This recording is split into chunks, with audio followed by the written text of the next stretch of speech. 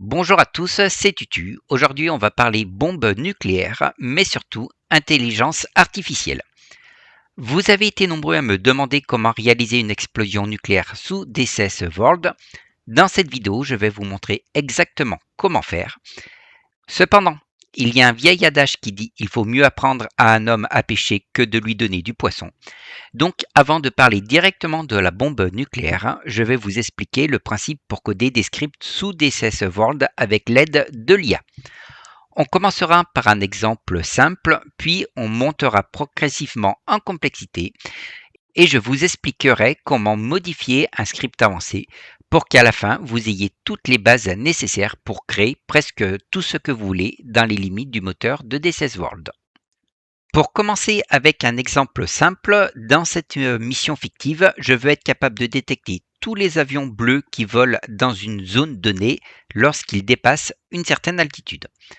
Mais comme ce serait un peu trop simple, on va ajouter de la complexité. Premièrement, le radar virtuel va balayer la zone toutes les 5 secondes, mémoriser le nombre de cibles détectées pendant 3 secondes, remettre ce nombre à 0 durant 2 secondes pour simuler le balayage mécanique de radar, puis recommencer, et ainsi de suite. Et deuxièmement, je veux qu'il me remonte le nombre de cibles détectées dans un trigger, le trigger numéro 10. Dans l'éditeur de mission, la première étape consiste à créer cette fameuse zone de détection que j'ai appelée Red Detection Zone. J'y place ensuite un avion bleu, le mien, pour tester le script. Je bascule ensuite sur un générateur de tests basé sur l'IA. Dans mon cas, je pars sur DeepSeek, mais Claude est très efficace lorsque les scripts deviennent longs, tandis que Gemini et ChatGPT excellent sur des portions de code très précises. À l'usage, vous verrez rapidement lequel vous convient le mieux. Personnellement, j'aime travailler en parallèle avec ces 4 intelligences artificielles car je les trouve très complémentaires. Revenons à notre mission. Je lui injecte mon script où je lui explique simplement ce que je veux faire et je valide. Et là, il génère un code propre. Dans 90% du cas, lors de la première génération, vous n'aurez aucun problème pour exécuter ce script, mais on en parlera un peu plus loin. Nous allons maintenant créer un fichier vide. Je vais par exemple l'appeler bluedetection.lua. L'UA est l'extension des scripts utilisés dans DCS World et il ne me reste plus qu'à coller le code généré par l'intelligence artificielle dans ce fichier, puis à l'enregistrer. Revenons à présent à notre éditeur de mission. Nous allons créer un nouveau déclencheur. Donc j'ouvre la fenêtre déclencheur. Je fais nouveau. On va appeler détection script. Donc déclenchement sur une fois.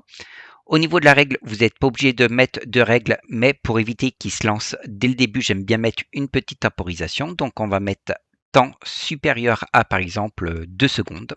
Donc ça évite de surcharger le serveur lors de son lancement. Et on va aller chercher notre script. Exécuter fichier script et on va aller le rechercher. Donc notre script c'est bluedetection.lua. À partir de maintenant, nous n'avons rien d'autre à faire. Notre script fonctionne. On va juste vérifier qu'il marche bien. Donc, on va créer un nouveau déclencheur sur bascule de conditions. On va marquer détection. Donc, c'est juste un nom pour qu'on s'y retrouve facilement. Donc, nos scripts va indiquer le nombre d'avions détectés dans notre marqueur 10. Donc, lorsque le marqueur 10 est supérieur à 0, on va tout simplement afficher le message détecté à tous.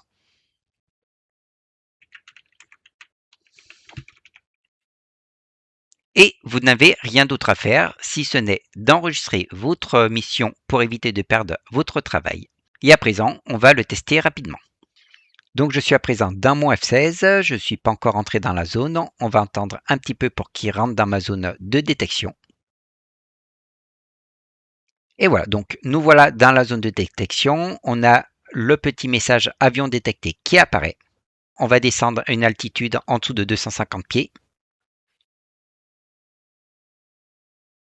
Et comme vous pouvez le voir, mon avion n'est plus détecté, donc mon script ne retourne plus d'avion au-dessus de 250 pieds. Et si je remonte au-dessus de ces fameuses 250 pieds, le message réapparaît.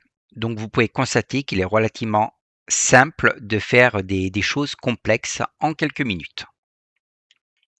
À présent que nous avons vu comment faire un script simple, on va voir comment modifier un script complexe. Donc dans mon exemple, comme je l'ai écrit, on va modifier mon script de l'explosion nucléaire pour afficher tout simplement le texte tutu en lieu et place du chapeau. Bien sûr, en plus de lui communiquer votre consigne, vous devez lui transmettre votre script.lua. On lance notre requête, on attend un petit peu et on peut voir qu'il nous propose un code à insérer dans notre précédent script.lua. Donc on va copier ce code-là et on va aller rechercher la partie à remplacer. Je suis dans mon fichier, je vais descendre jusqu'à retrouver la partie mentionnée par l'intelligence artificielle. Et une fois que je l'ai trouvé, je vais remplacer l'ancien code par le nouveau code et je vais simplement enregistrer le fichier sous un nom différent. Un nom différent est très important parce que si vous gardez le même nom, l'éditeur de mission ne va pas rafraîchir votre fichier.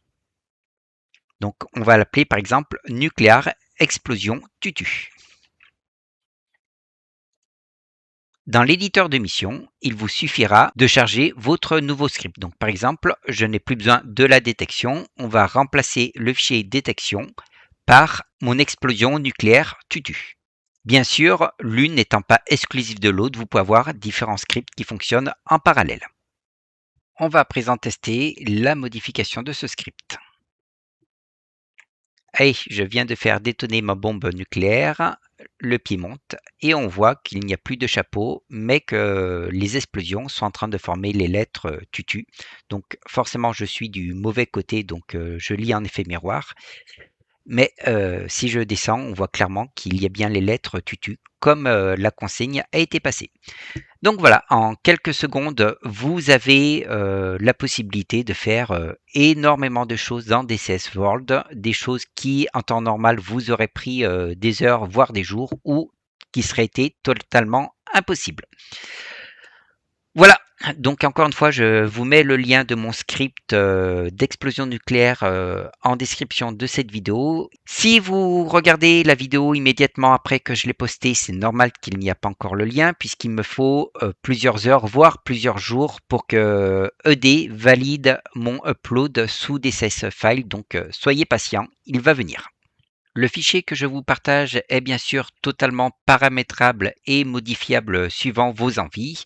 Si vous faites des améliorations conséquentes, n'hésitez pas à me le renvoyer. Pour la petite anecdote, l'explosion que vous voyez m'a représenté à peu près 30 heures de travail et surtout beaucoup de tests. C'était Tutu, j'espère que cette vidéo un peu plus technique qu'à l'accoutumée vous aura plu. Et je vous dis à très bientôt pour une nouvelle vidéo.